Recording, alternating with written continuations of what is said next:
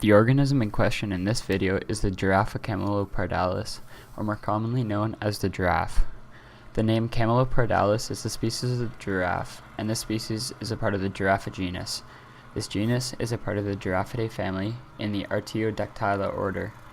This order contains organisms such as the Suscrofa, also known as the domesticated pig, or the Tursiops truncatus, which is the binomial name for the dolphin. This order is a part of the Mammalia class, which is a part of the Chordata phylum and Animalia kingdom. The giraffe is best known for its long neck, resulting in an average height between males and females of about 5.7 meters. The long neck is a trait that evolved through the growth of the vertebrae from short ones in early ancestors to those of considerable length found in the Giraffocene today. This long neck gives them the ability to reach food found at the top of trees, as well as see predators from long distances away. Due to this, their diet consists mostly of acacia, mimosa brush, and combretum trees. They are found in semi-arid regions to those with dense vegetation, including the savanna, acacia woodlands, and other habitats with large amounts of shrubbery and trees. The different subspecies of Giraffa Camelopardalis can be differentiated based on the slight change in pattern and coloration, but are similar in almost every other way. Some of these subspecies include the Peralta, the Rothschildi, Reticula, and others. The Okapi johnsoni is the first of the ancestors of the giraffe, and the only one that is still living to this day. They are typically around 1.5 meters tall, unlike the 5.7 meters of the giraffe, and like the giraffe have two-pronged hooves. The Okapi johnsoni is related to the Giraffa Camelopardalis through the Canthumorix, which is the point at which the height started to differ between the species, as well as where the Giraffidae family started to divide into different genus. The external morphology of the okapi shows us tall legs like those of the Giraffa Camelopardalis, but as well as that, it also resembles the zebra with its stripe pattern. The okapi had no reason for its vertebrae to expand because there is large amounts of plants located at ground level in the Congo, rather than the tall trees of the African deserts where the giraffe is located. Like the majority of species in the Giraffidae family, the okapi has a pair of ossicones on its head. Those have been around for a long while, but currently have no use, naming it a vestigial structure and showing its relation to the Giraffidae family, as it is a trait consistent with all those in the Giraffidae family throughout history. Some of the okapi's diet contains toxic plants, and because of this, charcoal has become a part of their diet due to the fact that carbon in it is considered an excellent remedy for the toxins. The change in habitat from that in southern Africa to that in the Congo is the main reason for the differences between that of the Okapi johnsoni and the Giraffa Camelopardalis, though they do still share most of the traits prevalent in the Giraffidae family. The first of the ancestors of the Giraffa Camelopardalis that is no longer around today is the Samotherium major, although also known as the beast of Samos after the Greek city Samos.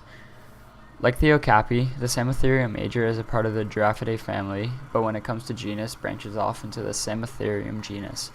There are different species of Samotherium discovered, including the Africanum, discovered in 1970, Boissieri, discovered in 1889, and Major and Sinese, both discovered in 1926. The Samotherium major is known primarily for the fact that its neck is the midpoint between the earlier short-necked Giraffidae and the long-necked Giraffa Camelopardalis, showing the start and evolution of the long neck trait. Like the rest of the Giraffidae family, the Samotherium has ossicones which, unlike the Giraffa and okapis, point laterally rather than straight vertical, and still have no known use. The Samotherium was alive from the Miocene to Pliocene era in Eurasia and Africa, where the Giraffa Camelopardalis is currently located, showing us that there was no change in biogeography between the two species. The Samotherium major was found first in 1888, but its importance was only first realized in the 1970s by Nicholas Solonius. It was seen as a transitional fossil showing up as the midpoint of the short-necked Camotheriux and the long-necked Giraffa. The Samotherium major is the ancestor where we started to really see the development of the long neck of today's Giraffa Camelopardalis, naming it a key point in the ancestry of today's giraffes. The Canthumorix is another pivotal point in the ancestry of the Giraffa Camelopardalis, as it is the point where the okapi and giraffe morphology made the drastic separation. This was the final common ancestor of the Okapi genus and the Giraffa genus. The Canthumerix sistensis is a part of the Giraffidae family, but is a part of the Canthumerix genus. The Canthumerix sistensis was seen around 11.62 million years ago in the Miocene era and appeared at the earliest around 23.03 million years ago. The Canthumerix is known as having the first increase in neck length, but it was nothing too drastic.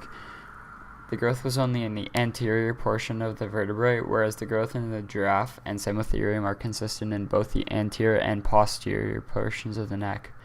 This evolution was believed to have started for two reasons, one being to reach food in high places, like mentioned before, and the other being as an advantage in mating, as a female would be fought over by hitting necks, and those with the longer necks were superior in these fights.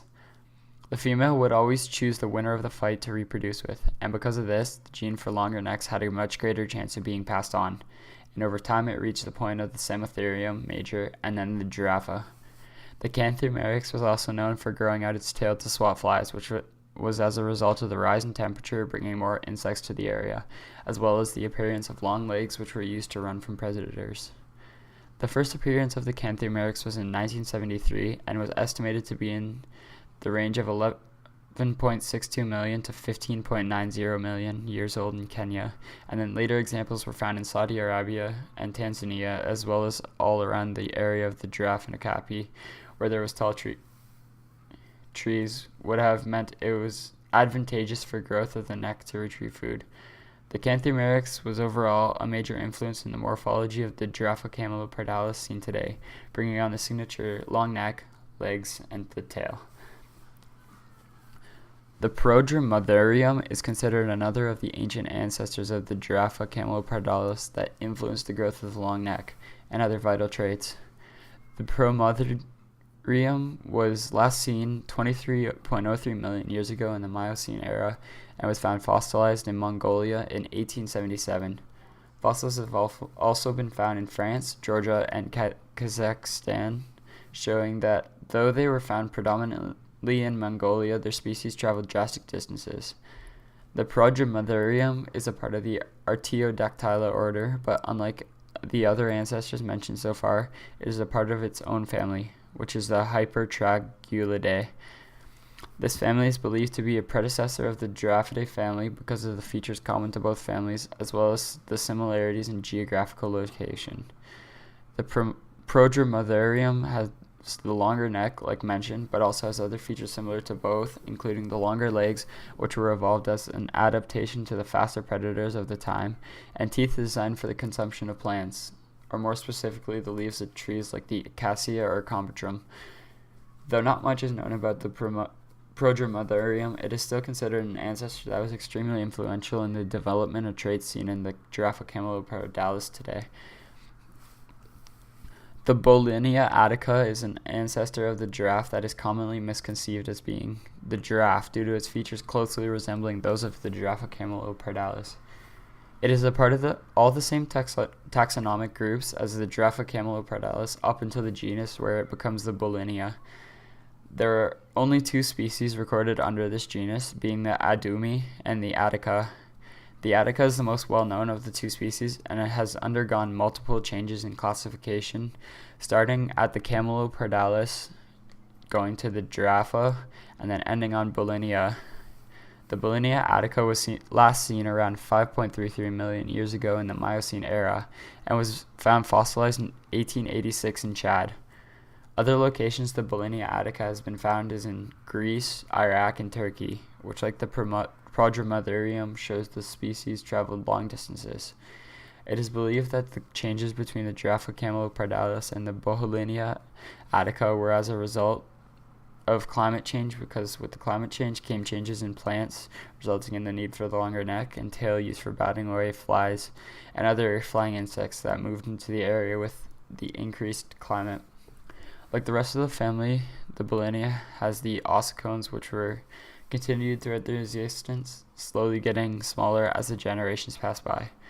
Appearing so closely related, the Bolinia genus shows traits that are extremely close to those of the modern giraffe, giving us an idea how far the evolution has become from the early pre-Dromaeosaurium to the Canthamerics to today's giraffa Camelopardalis.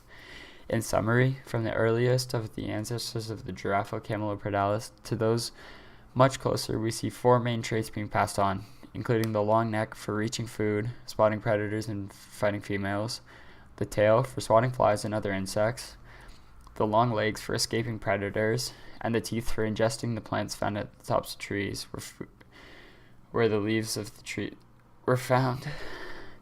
These traits were passed on as a result of changing climate, different locations, and through the asexual selection by females.